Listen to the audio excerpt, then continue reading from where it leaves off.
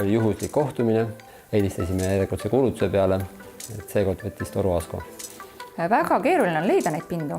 Ütleme, et omanikel on selline eelarvamus ja ka maaklerid tihti võtavad selle eelarvamuse üle, et lühiajalised rendileandjad on mingid kurjad kurjast vaimust vaevatud ja tahavad nende korterid ribadeks tõmmata. Aga... Et enne oli selline suhteliselt nagu soost tampimise tunne.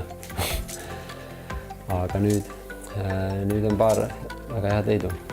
Asko kaudu ma leidsin ühe väga ägeda vanaline korteri, see, kus me praegu oleme. Ja lisaks ka ühe Rotermanni korteri, mida ma tegelikult ei otsinud ja polnud mõelnud sinna üldse minna.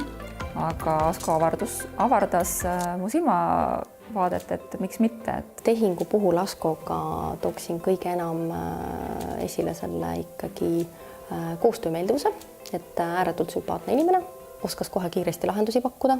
Leping oli korralikult ette valmistatud, kokkulepetest peeti kinni, tõesti oli kliendi baas ehk mitu huvilist, kellest siis kooruski kiiresti kõige sobivam ja kindel rentnik välja. Asko juures ma märkasin kohe seda, et ta on inimene, kes otsib lahendust. Ta on vahendaja seal kahe inimese vahel, ta üritab nii omanikule kui siis ka sellele potentsiaalsele kliendile leida nagu sobiliku lahenduse. Asko puhul köitis tähelepanu see, et ta oli nõus kõigepealt ära kuulama. Ma arvan, et Asko maaklerina on hea näide sellest, kuidas seda tööd võiks ja peakski tegema. Mul on reaalselt tehingud tehtud Askoga, nii et ma julgen soovitada küll. Elu on lühike ja suhtle inimestega, kellega on tore suhelda.